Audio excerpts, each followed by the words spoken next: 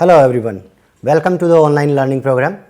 Today we will discuss immobilization for enzymes and cells. So the immobilization is enzyme attached to an inert insoluble material such as calcium alginate, or in another way you can say this is the imprisonment of enzymes with the restricted movement. Now the question arises, why to immobilize? The very first is the reuse efficiency. It leads to the low input cost. Then easy product separation. In downstream processing, it's very easy to separate out your product. Then it's a kind of the continuous process when you are using the immobilized enzymes. Then it leads to the stabilization. Yes, there is a two sides of the each coin. So in the same way, there are some limitations, there are some constraints. The limitations are the cost of the carrier. The carrier material which is used for the immobilization of the enzyme is usually costlier. Then its activity loss. Sometimes it happens when we are going for the enzyme immobilization, the activity of particular enzyme may got down. Then it changes in the activity because of the active site availability of the active site. It can change in the activity, and the major constraint is in the mass transfer. As you know, in the bioprocess of any of the product, the bioprocessing leads to the heat and mass transfer.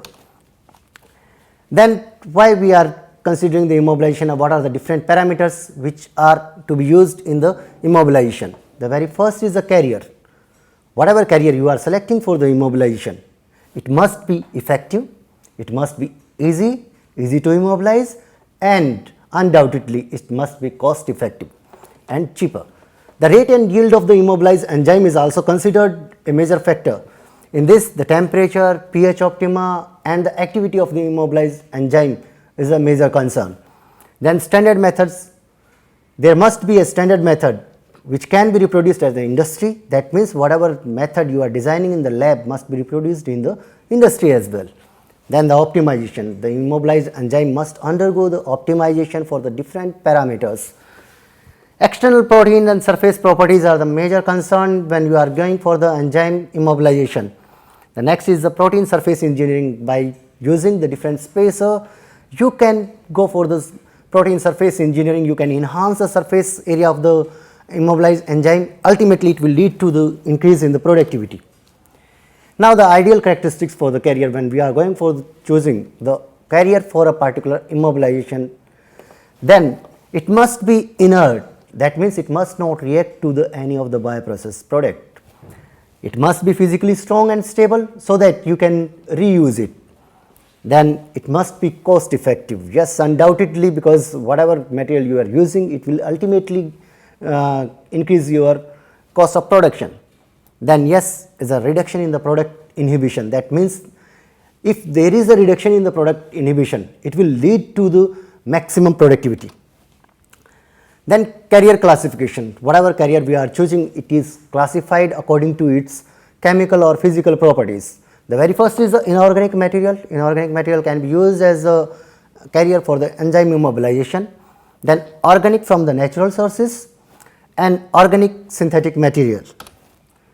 So coming to the inorganic carrier material, these are the having high pressure stability. That means under the high pressures they are stable. But again there is a constraint, they may undergo the abrasion, ultimately lead to some undesired properties. The example is commercially available silica dioxide, which is including porous glass, your silica, mineral materials including clays, silicate is also called as a diatomous earth, then centonite, bentonite, etc. The organic natural carriers, undoubtedly these are favorable and compatible with the proteins because they are available naturally. So the example are cellulose derivative including D cellulose, CM cellulose, then a class of dextrans, then polysaccharides which includes your alginate, starch, pectin, chitosan, etc. So here is, you can see the cellulose and the Cefadex which are being used as a organic natural carrier for the immobilization. The next is organic synthetic carriers. These are high chemical and the mechanical stability.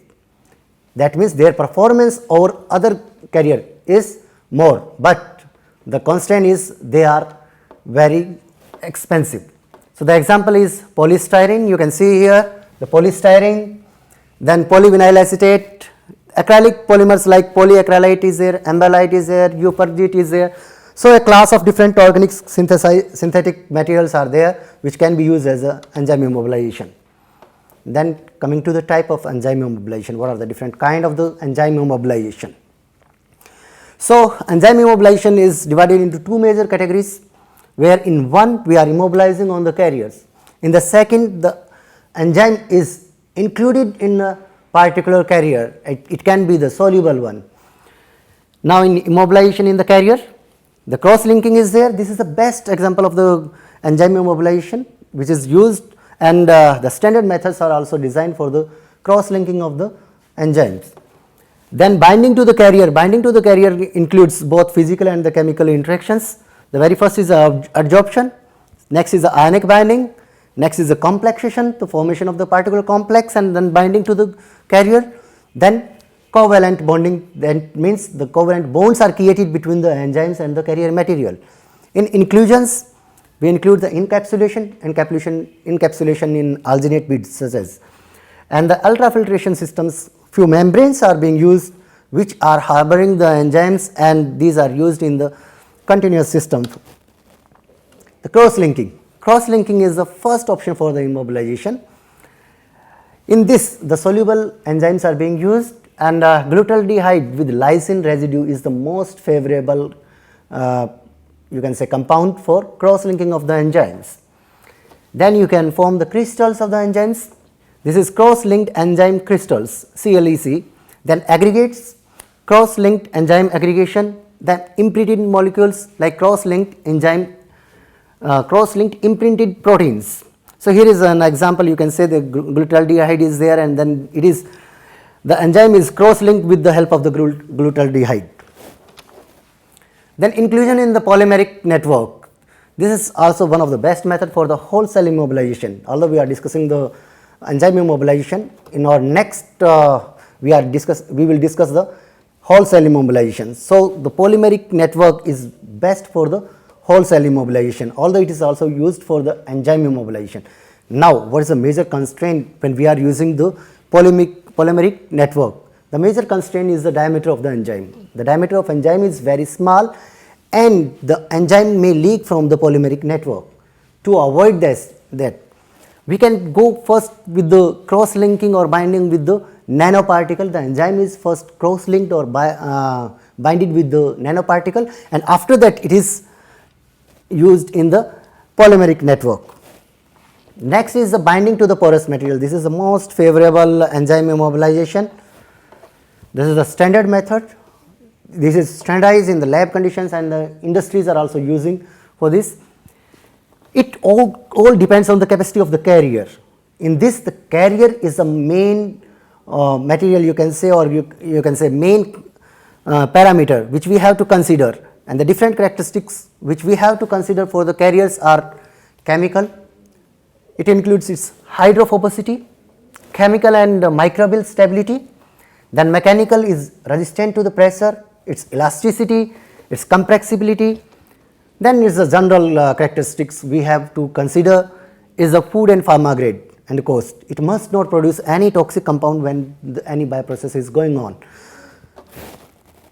Then coming to the adsorption. Adsorption is binding to the carrier.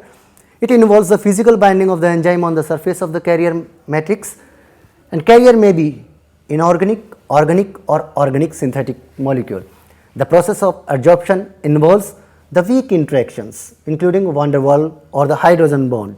The carrier which are being used are the silica, bentonite, cellulose, and the enzyme which are used for binding to the carrier at industrial level are catalase and invertase. So, here you can see this is a particular carrier, and enzyme are adsorbed on this by van der Waals interaction or the formation of the hydrogen bond. Now, coming to the covalent bonding. Covalent bond is the more stronger, and it is irreversible in nature when we are considering it in enzyme immobilization. Based on the binding of the enzymes and water insoluble carriers by covalent bond. the functional group that may used as a binding between are amino group, carboxyl group, sorry.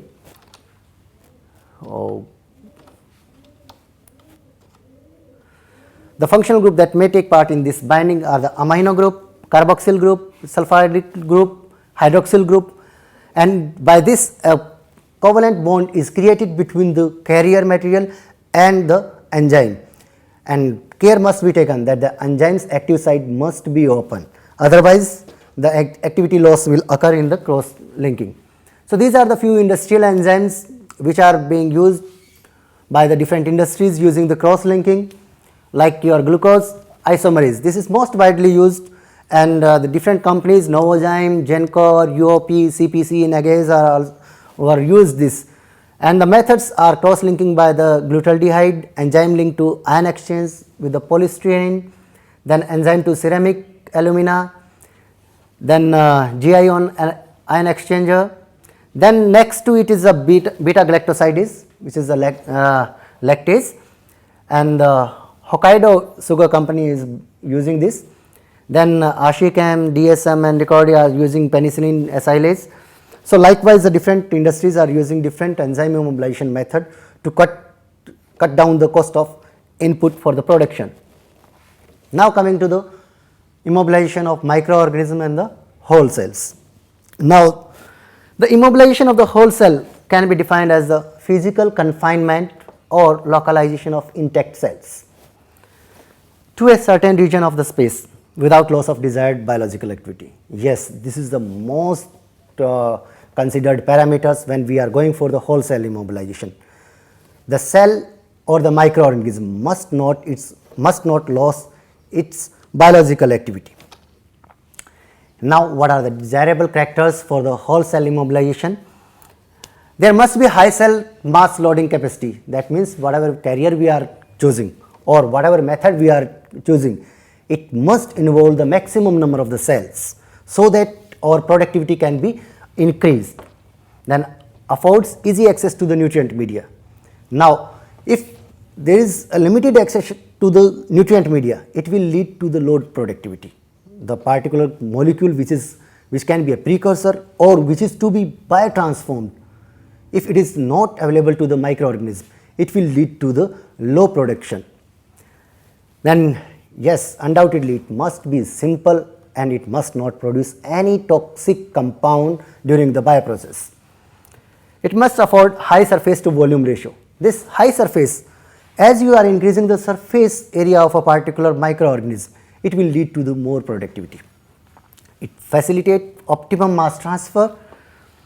Then yes, the material you are using, whether it is a carrier or any of the solution you are using for the cross linking, it must be sterilizable and reusable. Then it must facilitate easy separation of the cells from the media so that the downstream processing can be easier and the separation of the product will be more. And it must suitable for the conventional reactors as well as the cell suspension and the anchorage. Anchorage are the used for the mammalian cells where we are producing the antibodies and the your vaccines, and it should be biocompatible for the animal cells. Like whatever method you are designing, it must not restrict it to the microbial cells. It must be favorable for the animal cells so that its application will be more, and it should be economical viable. That means it must be cheaper as compared to the overall bioprocess. Now, the advantages of the whole cell immobilization. The very first is there is no need for the enzyme isolation. There is no need for the purification. That means a lot of money and the labor can be saved by using the whole cell immobilization. Then it includes a multi-enzyme complex reactions. That means you need not to add a number of the enzyme in a particular bioprocess. It includes all the enzymes which are available in a particular cell. Then cofactor regeneration in the native system is a kind of the natural system. It's a kind of the natural bioprocess. So the cofactor regeneration is easy in this, and there is the application of anchorage dependent cells like for the production of antibodies, production of vaccines. This is the most suitable for the mammalian cells. Yes, there are limitations as well. The limitations are insufficient stability and having the low resistance. Then mass transfer limitation. The heat or the energy created or produced during the bioprocess is not transferred naturally, or because it is having the limited movement. It is restricted to a particular carrier. Then few side reactions also increases. The product which is formed may be degraded by the whole cells by producing the different other enzymes. Then byproduct from lysis of the cells, and there are chances that the secondary metabolites including the toxins, they can be produced. Hence, the pharma grade product may hamper here. Then in most of the cases the low productivity is there, although it can be reproduced or reused. Few fundamental aspects related to the whole cell immobilization. Undoubtedly, there is change in the microenvironment of the microorganisms. So, they may behave differently. Again, the mass transfer affect the substrate and the product formation. Yes, it can lead to the enhanced production or it may suppress. So, we have to optimize for the maximum production accordingly. So, yes, there is effective diffusion coefficient. It ranges from 50 to 100% of all the free solutions, like in ionotropic gels, diffusion close to that in the water.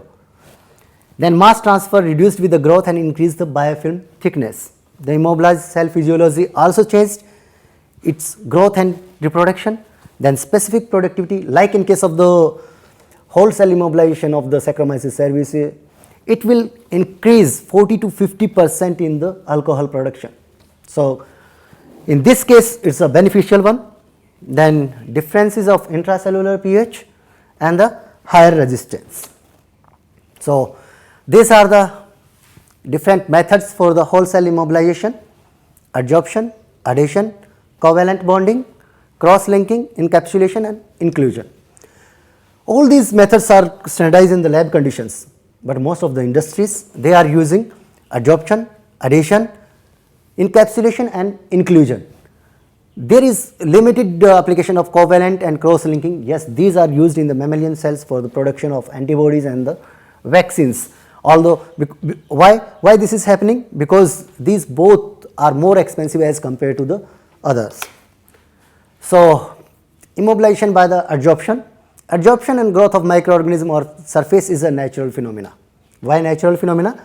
Because if you can see, there are stones where the microbial biofilm is formed naturally. Like in case of the trickling water filter, naturally the biofilm is formed. On the clay, the microbial biofilm is being produced. Your plant material pathogens, they are forming the biofilm.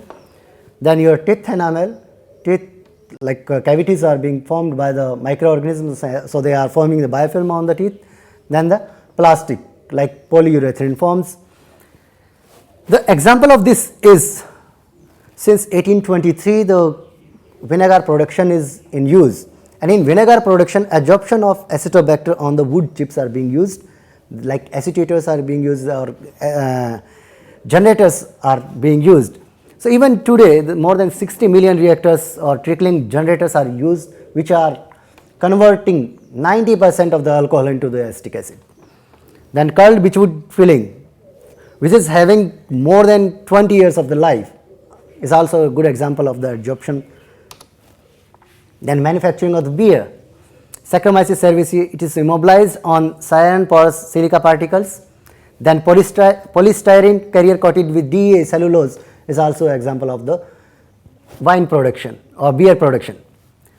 Then antibodies, therapeutic proteins and vaccines like gelatin and collagen are being used, cross-linked dextran and cellulose are being used, glass is used and polystyrene are used, where the mammalian cells are anchored on the surface and then further antibodies and the vaccines are being produced.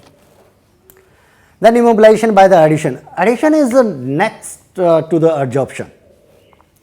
Now, the very first step in the adhesion is the adsorption. The microorganism is adsorbed on a particle surface, thereafter it starts secreting the exopolysaccharides, and after that there is the adhesion, and then the initial growth is there, and after that a biofilm is formed. and it is having very much use in the industries. You can take the example of sewage treatment plant, like in Chaudhary Charan Singh Haryana Agriculture University, we are having sewage treatment plant which is following on the based on the MBBR technology. This moving bed biofilm bioreactor is supporting the biofilm formation, and this is a very good example of the addition of the whole cell immobilization.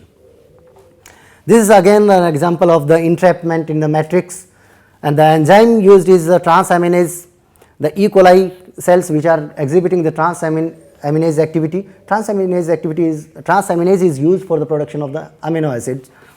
Then these are mixed with the silica microsphere, and the silica solution is formed, and the E. coli cells, they are entrapped in the silica material, and then further they can use in the batch reactor or the continuous reactor. In the batch reaction, the Sek vials are used, and then in continuous flow the packed bag reactor is being used. So the next is most widely used whole cell immobilization method is the formation of the alginate beads with the whole cell. In this case, the microorganisms are mixed with the sodium alginate solution. After that, by using the syringe, it is transferred into the cold calcium chloride solution, and it forms the beads of calcium alginate, and these calcium alginate beads are active, and then further we can use in the different fermentation systems. So these are the few examples of the whole cell immobilization, like for the production of the ethanol, butanol, isoleucine. In most of the cases, you can see here the alginate is being used. So most widely used immobilization method for the whole cell is the production of the whole alginate beads. Then polyacrylamide is also used. Then carrageenan is also used. Carrageenan is kind of the seaweed. Then cellite is also used, which is diatomous earth. So here we are stopping with the immobilization of the whole cell and the enzymes. If you have any query, you can write me, as my email is given in the introductory page, and I will take care of all of your queries. And in the next, we will discuss the application of whole cell immobilization and enzyme immobilization in the industries. Thank you very much. Thank you for listening carefully.